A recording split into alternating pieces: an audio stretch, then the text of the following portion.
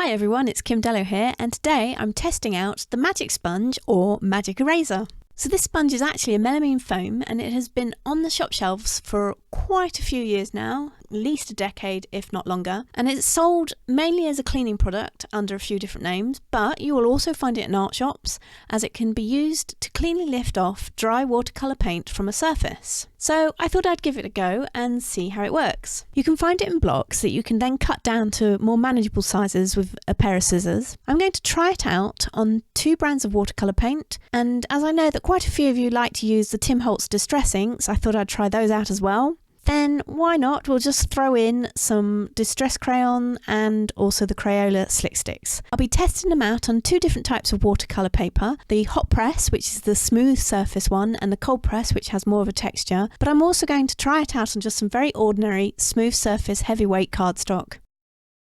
Starting with the hot press paper, I'm roughly adding some lines of colour. So first I'm going to put down some colour from the watercolour paints, and I'm using Prima Marketing and Winsor and Newton for this test. No particular reason, they were just the ones I grabbed for first. Next to that I'm going to have some lines of the Distress Crayon and the Stix, and beside that some Distress Stain, and finally I'm just going to rub and Distress Ink pad over the surface to add some colour. So I do this for all three pieces of paper and let them dry. Time to test out the sponge. So all you have to do is dampen it with water and squeeze out the excess, and then I'm just very lightly wiping the sponge over the paint. As you can see, it works really well with the watercolour paints, and if I dab off the water with kitchen towel, it looks quite effective.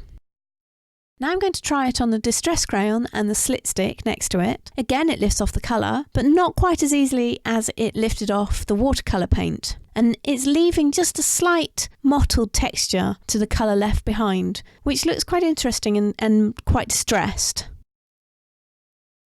Next, let's see how it works on the Distress Stain and Ink. So a light wiping doesn't lift the colour up so easily. You do have to press a little bit harder with the sponge. And once you start pressing too hard with the sponge, you will get some pilling of the paper and also some disintegration of the sponge itself. You do get a slightly easier lift of colour from the colour left by the ink pad, but also quite a bit of spreading of that colour too. Using a kitchen towel helps to remove the excess water and colour, and so it defines that colour removal a little bit better, but it's still not nearly as effective as with the watercolour paint, and the surface now is left quite rough, whereas with the watercolour test, it's still relatively smooth in comparison. So I'm going to repeat the whole test, but this time on the cold press paper, which is the more textured watercolour paper. Again, the colour lifts off really easily when using it on the watercolour paint. When you move on to the Distress Crayon and the Stix, you get some lifting, but also some movement of colour. And then with the Distress Stain and the ink, a lot harder to remove the colour and a lot messier. And in fact, if I went back in and gave the Distress Stain a little bit more work, and this time I got a lot of pilling happening at the paper, and you can see it. Finally, I wanted to share with you what happens when you use an ordinary cardstock. So this is a heavyweight cardstock with a smooth surface, and I use it mainly for my card making. I do use this cardstock for some watercolour techniques, and it works perfectly fine and is a lot cheaper than using watercolour paper. But as you can see, it doesn't quite work with this particular technique.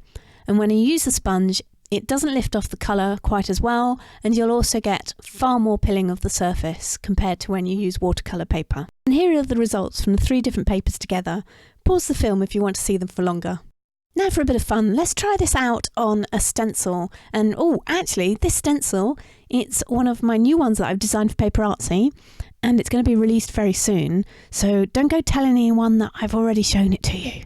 Yeah? Nudge nudge wink wink between us. So just as we did before, I'm just wetting the sponge and then squeezing out most of the water, and then I'm going to gently wipe it over the surface. And for this I'm using a hot press paper with a layer of watercolour paint. So the sponge is working well, lifting up the paint from the surface. You are getting some pilling of the paper where I go back over the same area a few times. I also think you might be getting a little bit of disintegration of the sponge itself where it catches on the edge of the stencil. I have no idea what effect the foam has on the stencil itself. The foam is very abrasive and more like a really fine sandpaper, so I'm not sure I'd want to use it for any long-term use on just one stencil. But having said that, my stencil didn't look any cleaner after using it with the foam, so time will tell. And just so that we can complete the set, here's the same stencil test again, but this time with watercolour paint on cold press paper. Hope that product test has been useful to you. I do plan to make some more, so if you have any arts and craft products that you want to see in action, let me know, and if I have them, I will do my very best to test them out and make a video for you.